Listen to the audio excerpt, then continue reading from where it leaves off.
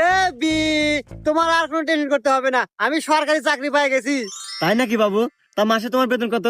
আরে 15,000 টাকা বেতন, তোমার চাওয়া পাওয়া সব পূরণ করে দেবো, আর কোনো টেনশন নাই। বাবা দেও আমার কিছু, তোমরা দেও, আমি 3 দিন হলে কিছু খাই না বাবা। তোমরা তো ওই জঙ্গলের মধ্যে খাওয়া দাওয়া কিছু করতে চাও। আপনার ফকির মানুষ, আপনার মুখে এত বড় কথা মানে না। দাঁড়াও বাবু, ফকির মানুষ মেয়েরা কিছু খায় না, কয়েকটা দিয়ে দাও। এই ফকিরের নাকি জঙ্গলে এসে শান্তি নাই, এই বিক্রি কয়টাই না জানি কামাই হারান। কামাই তেমন নাই বাবা, এই যে নির্বাচন এসে কামাইয়ের বাজার কমে গেছে, হরি 1000 পাশে। মাসে 5,000? দেখ তো, এই 5,000 মাসে কাম হয়ে জীবন চলবো?